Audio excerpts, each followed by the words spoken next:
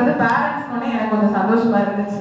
அப்ப இந்த கிரிஞ்சு பூமர்லாம் நம்ம வாங்க மாட்டோம், ஸ்டூடெண்ட்ஸ் வந்து சொல்ல மாட்டாங்க அப்படின்ற ஒரு நம்பிக்கை இருந்துச்சு.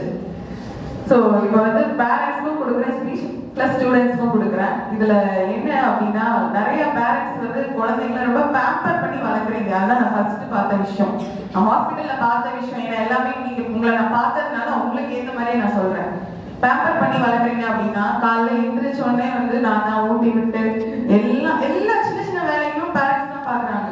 நான் ஒரு நேத்து வந்திருந்தவர் ஒருத்தர் சொன்னார், அவருக்கு பிபி இருக்கு, சுகர் இருக்கு. ஸோ அட்வைஸ் பண்ணேன், சார் டெய்லி காலையில நடக்கணும், நீங்க நடந்தாதான் உங்க ஹெல்த் நல்லா இருக்கும் அப்படின்னா. அதுக்கு அவர் சொன்னது கேட்டு எனக்கு ஆச்சரியமா போச்சு.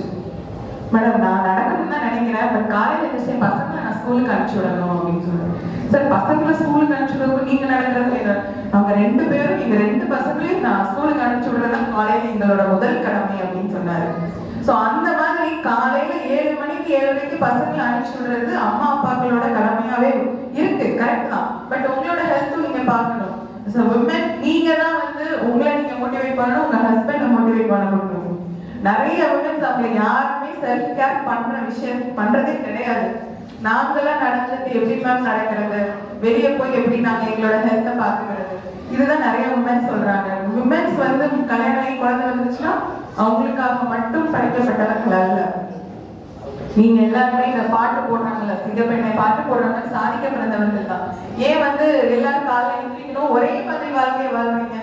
எந்திரிக்கணும், குழந்தைங்களை ஸ்கூலுக்கு அனுப்பணும், திரும்ப வீட்டுல வேலைகள் எல்லாம் முடிக்கணும், மறுபடியும் ஒரு சீரியல் பார்க்கணும், இல்ல போன் பார்க்கணும், மறுபடியும் சாயந்தரம் வருவாங்க, ஸ்நாக்ஸ் பண்ணணும், அவங்க எல்லாத்தையும் டியூஷன் அனுப்பணும், மறுபடியும் விட்டுட்டு மோட்டிவேஷனலாவே போயிட்டேன்.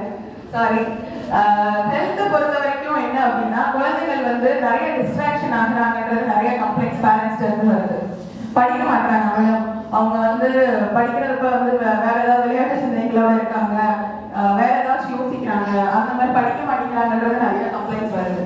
பட் அதுக்கு காரணம் என்னன்னா, ஒரு எக்ஸாம்பிள் சொல்லணும்னா, ஒரு அம்மா இருக்காங்க, அவங்க வந்து அப்பாவுக்கு போன் படிச்சுட்டு இருக்கு, பையன் படிச்சுட்டு இருக்காங்க, அப்பாவுக்கு போன் பண்ணி எத்தனை மணிக்கு வருவாருன்னு கேளுப்பா அப்படின்னு சொல்றாங்க. அப்படின்னா அந்த பையன் போன் எடுத்து, அப்பா எங்க இருக்கீங்க, வர எவ்வளவு நேரம் ஆகும், இதோட போனை வைக்கிறானா? கிடையாது. அப்படியே